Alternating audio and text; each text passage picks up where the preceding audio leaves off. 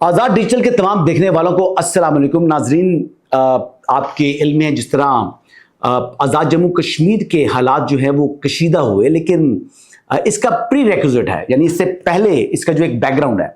Back ground یہ ہے کہ پاکستان کے ہاتھوں جو ہے ہر روز ذلت اور رسوائی سمیٹ رہا ہے انڈیا.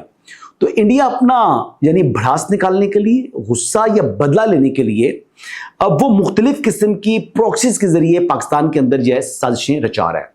اگر آپ دیکھیں تو مکتی بانی کی جو سازش تھی، یہاں سے کام سٹارٹ کریں، بنگلہ دیش کو تقسیم کرنے میں جب کامیابی ملی تو اس کے بعد ہندوستان نے اس چیز کو سمجھ لیا کہ اس کی کامیابی ان پروکسیز کے ذریعے پاکستان کو عدم استحکام سے دوچار کرنے میں ہی ہے.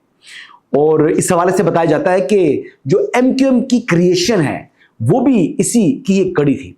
لیکن بات چلے اتنی لمبی تمہید باندھی ہے، لیکن مین بات پر اب اگر ہم آئیں تو جس طرح بلوچستان کے اندر یعنی ایک قسم سے لوگوں کے مائنڈز کو پلوٹ کیا، کچھ لوگوں کو ریاست مخالف جو ہے ان کا برین واش کیا، اور یعنی ریاست کو مونسٹر بنا کے پیش کیا، جبکہ گراؤنڈ ریالٹیز اس سے مختلف ہیں. ان کے اپنے مضمون مقاصد ہے، کیونکہ کچھ لوگ جو یہ کام کیے ہیں، جنہوں نے لوگوں کے مائنڈز پلوٹ کیے ہیں، ان کو جو ہے فائنینشیل بینیفٹ مل رہا ہے انڈیا کی طرف سے، اور اس نے کھلا پیسہ لگا رہا ہے ان پروکسیز کے اوپر.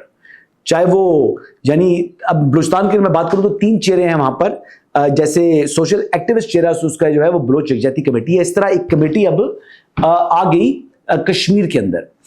اس کے اندر ظاہری بات ہے بہت بڑا ہزاروں تعداد میں لوگ نکلے میں، پروٹیسٹ بڑا ہے. میں یہ نہیں کہتا کہ تمام لوگ جو ہیں وہ اس ٹائم کو ایجنڈے پر ہیں، نو، ایسی بات نہیں ہے. لیکن لوگوں کو یہ بات جو ہے وہ ان کو مائنڈ پلوٹ کر دی گئی ہے کہ شاید یہ چیزیں ہوں تو آپ کی زندگی میں بہتری آ سکتی ہے. حالانکہ یہ وہ یعنی مطالبات پیش کر رہی ہے یہ ایکشن کمیٹی، جو کہ میرے خیال کے مطابق چند تو ایسے مطالبات ہیں جو بالکل قابل عمل نہیں ہیں، لیکن کئی مطالبات ایسی ہیں جن کے اوپر جو ہے وہ اتفاق رائے قائم ہو سکتا ہے. اب پرائم منسٹر پاکستان نے، جو کہ کشیدگی ناخوشگوار واقعات ہوئے ہیں، اس پر اپنی ایک high power delegation federal ministers ہیں، وہ جناب مظفر آباد پہنچے ہیں، بیٹھے ہیں، پھر 3 اراکین کے ساتھ ان کی ملاقات ہوئی ہے، اور اب کل دیگر جو ہے وہ اراکین کے ساتھ ان کی ملاقات ہونی ہے. بظاہر تو یعنی تقریباً 90% جو مین کی ایشوز ہیں وہ تو شاید ایڈریس ہو جائیں گے. 10% کے اوپر ظاہری بات ہے کہ کمیٹی کو بھی فلیکسیبلٹی شو کرنی ہوگی. اب دیکھتے یہ ہیں کہ کمیٹی کیا رویہ اختیار کرتی ہے. لیکن اس سے پہلے کا جو ٹریک ریکارڈ ہے، جو اپنے آپ کو پرامن جو ہے وہ احتجاج کی بات کر رہے تھے، پھر فائرنگ ہوتی ہم نے دیکھی، پھر ہم نے پولیس والوں کو زخمی ہوتا دیکھا، ہم نے اس کے اندر تشدد کے واقعات دیکھے، ہم اس میں جو ہے وہ ایسے ویژولز دیکھے جو ہمیں نہیں دیکھنے چاہیے تھے. تو ایک بات تو یہ ہے کہ شادیانے بجا رہا ہے ہندوستان، لیکن وہ یہ بات بھول گیا ہے کہ 2 سگے بھائیوں کے درمیان لڑائی ہوتی ہے، لیکن کوئی تیسرا اگر بیچ میں آئے تو پھر وہ دونوں بھائی جو ہے نا اپنا جوتا اتار لیتے ہیں. تو بات یہ ہے کہ جو آزاد جموں کشمیر ہے، یہ لفظی طور پر یہ مقبوضہ علاقہ نہیں ہے. یہ لوگ اپنی ول کے ساتھ، اپنی خواہش کے ساتھ اور اپنے پیار کی وجہ سے پاکستان کے ساتھ ہیں. اور یہ وہ لوگ ہیں جو کہ خود کو پاکستان سے زیادہ پاکستان کے محب وطن میں ہیں. تو اس ٹائم کچھ لوگوں کو، کچھ نوجوانوں کو اشتعال دلایا گیا ہے. میرے خیال مطابق یہ جو کوشش ہے، جو جائز مطالبات ہیں وہ مانیں، لیکن کچھ مطالبات ایسے بیچ میں ڈال دیے جو کہ نہ قابل عمل ہیں نہ قابل فہم ہے. تو ان کے حوالے سے اب دیکھتے ہیں کہ کیا رویہ اختیار کرتی ہے یہ کمیٹی.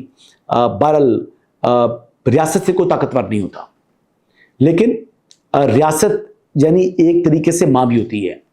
تو اس وقت کے جو وہاں پر حالات ہیں وہ پیار سے اور آپ کی بات کو ماننے کے مائنڈ سیٹ کے ساتھ جو ہے وہ گورنمنٹ بیٹھی ہے. تالی دونوں ہاتھ سے بجتی ہے، اور یہ میرے حال سے ایک نادر موقع ہے کہ اپنے مزید مطالبات بھی منوا لیں اور ون ون سچویشن جو ہے وہ کریٹ کر لیں، اپنے لیے بھی اور پاکستان کے لیے بھی اور کشمیر حکومت کے لیے بھی. اچھا، ایک معاملہ اور ہے جو اڈیالہ کا چانسلر ہے نااہل عمران احمد نیازی، جو کہ اس وقت عدالت سے سزا یافتہ مجرم ہونے کی وجہ سے اڈیالہ جیل کے اندر 14 سال کی قید کاٹ رہے.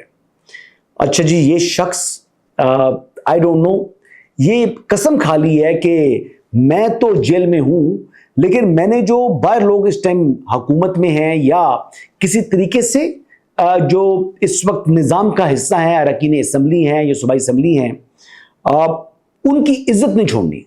یعنی 5 اگست کو جس کال نے نقطہ عروج پر ہونا تھا اور پھر خان صاحب نے یہ کال دی تھی جس کو انہوں نے خود لیڈ کرنا تھا، اس نے کیا نتیجہ برآمد کیا کہ یہ 5 اگست کی کمزور کال کے بعد پاکستان تحریک انصاف کا جو اسٹریٹ مسل شو کرنے کا ایک بھرم تھا وہ ٹوٹا ہی نہیں ٹوٹا. تو لہٰذا عمران احمد نیازی نے قسم کھائی ہوئی ہے کہ یہ مزید ذلیل کریں گے. 25 لاکھ لوگ انہوں نے پشاور جلسے میں لے کر آنے تھے، جو کہ بعد میں انہوں نے اپنا موقف جو تبدیل کرتے ہوئے 5 لاکھ پر آئے، اور 5 لاکھ کے بعد وہ بیسکلی آن گراؤنڈ 20 ہزار لوگ بھی نہیں وہاں پر لا سکے. تو یہ تو سچویشن ہے. اور پاکستان تحریک انصاف نے بظاہر ایسے لگ رہا ہے، عمران احمد نیازی نے بظاہر ایسے لگ رہا ہے کہ قسم کھا لی ہے کہ میں نے خود تو ذلیل ہونا ہی ہونا ہے، اپنے ساتھ جو لوگ ہیں ان کو بھی ذلیل کرانا ہے، کیونکہ انہوں نے ٹاک شوز کے اوپر آ کر ڈیفینڈ کرنا، اور وہ کہیں گے بڑا تاریخی بڑا تاریخی. یہ دیکھیں اب سوشل میڈیا کی یہ 2 نمبریاں کرتے تھے نا، اب آرٹیفیشل انٹیلیجنس کا زمانہ آ گیا ہے. پکڑا جاتا ہے، کاؤنٹ بتا دیتا ہے کہ کتنے لوگ ہیں. پہلے تو کہاں کی فوٹیج کہاں پر چپکا دی، رات کے ٹائم جلسہ کر دیا. تو اب یہ جو فنکاریاں ہیں یہ چلنا ختم ہو چکی ہیں. تو بظاہر پاکستان تحریک انصاف جو کہ اس وقت آپس میں گتھم گتھا ہے، 2 گروپ بن چکے ہیں، ایک علیمہ خانم کا اور ایک علی امین اینڈ بشرا بیگم. ان دونوں نے اتحاد کیا ہے علیمہ خان کے مقابلے میں. اب علیمہ خانم جو ہے وہ کیوں اتحاد کیا؟ کیونکہ وہ 70% to 75% جو ہے وہ پارٹی کے اوپر کنٹرول حاصل کر چکی ہیں، اور آنے والے وقت میں میرے خیال سے وہی اس پارٹی کے سٹیئرنگ ویل پر ہوں گی اپنی جو ان کو سزا ملنی ہے اس سے پہلے تک. اور اس کے بعد پھر کون ہوگا پاکستان تحریک انصاف کا کرتا دھرتا، یہ تو وقت ہی ثابت کرے گا. لیکن یہی آج کی اپڈیٹس ہیں جی. انشاءاللہ لیٹس سی جی، کل دوبارہ میٹنگ ہے، دوبارہ کمیٹی کے ساتھ اجلاس ہونا ہے، اور اس میں دیکھتے ہیں کہ کیا نتائج برآمد ہوتے ہیں.